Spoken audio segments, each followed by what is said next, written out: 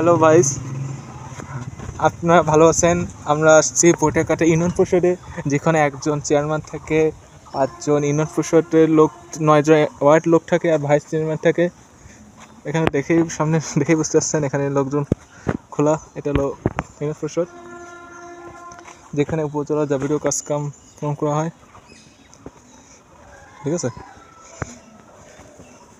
যেখানে এনআইডি বা আপনাদের যাবতীয় কাজকাম শুরু করা হয়।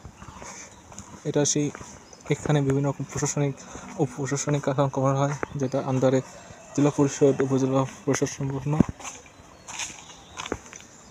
আর এখানে